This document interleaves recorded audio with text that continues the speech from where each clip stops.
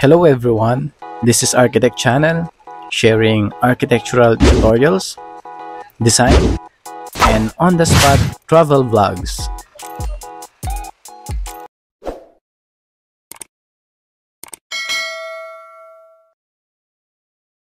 Ang topic natin ngayon is about parts of a roof truss.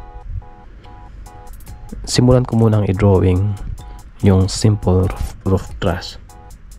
Alam nyo ba na maraming klase ng roof design ang pwede natin gamitin sa ating mga projects? Andyan yung gable roof, hip roof, Dutch roof, mansard roof, at flat roof. Marami pang iba. Pero halos pareho lang ang sistema o paraan ng paggawa. Nagbabago lang sa materials na gagamitin. May iba na gumagamit ng bakal tulad ng C-purlins at ang angle bar o mga tubulars. Ang iba naman ay gumagamit ng wood or timber. Ayan, tapos na yung ating roof truss. Ngayon, lagyan naman natin siya ng callouts o yung specification. Ang taas nito ay tinatawag na top chord. Tapos yung ibaba tinatawag na bottom chord.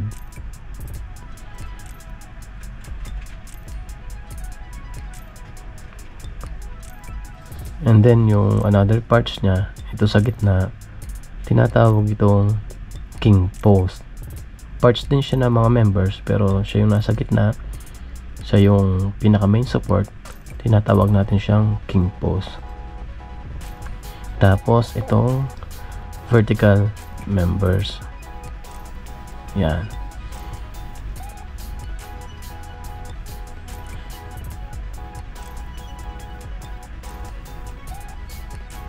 Tapos kung merong vertical members, meron ding diagonal members, mga naka diagonal na ganyan. So lahat niyan ang tawag dyan mga members, either vertical or diagonal.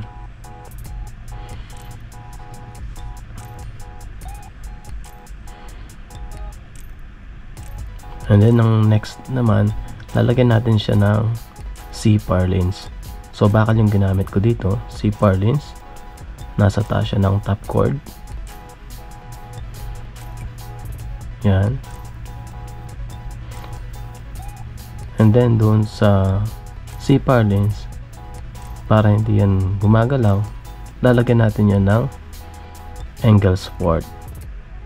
Angle bar yun na fully welded para naka-fix yung ating C-purlins.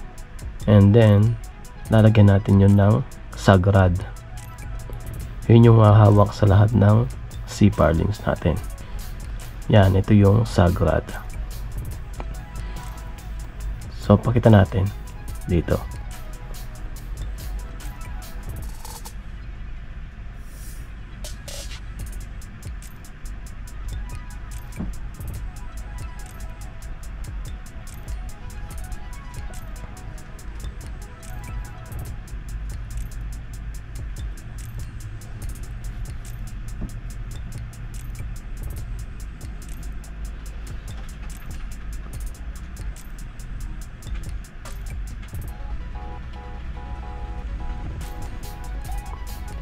Ito guys, pakita natin ang blow up dito sa part na to.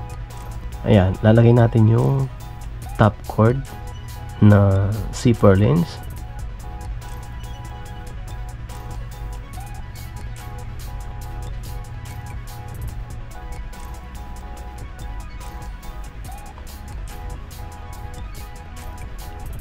And then ilagay natin yung C-purlins din.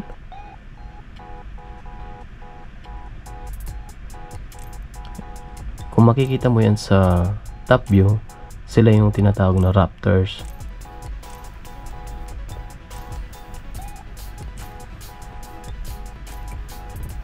Tapos lagyan natin siya ng angle bar na purlins connector.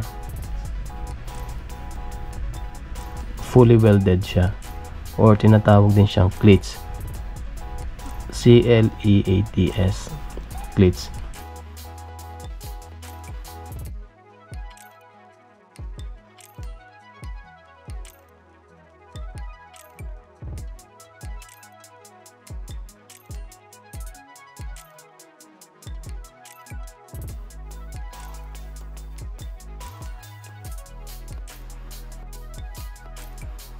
Lalagyan natin siya ng sagrad. Ito yung magko-connect sa ating mga C-purlins. Additional support or strength para hindi gumagalaw yung ating mga C-purlins.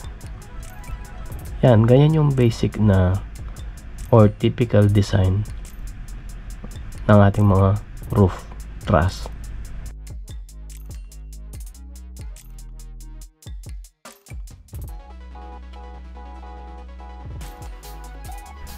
Sana guys, marami kayong natutunan dito sa ating tutorial na to. Dagdag kaalaman.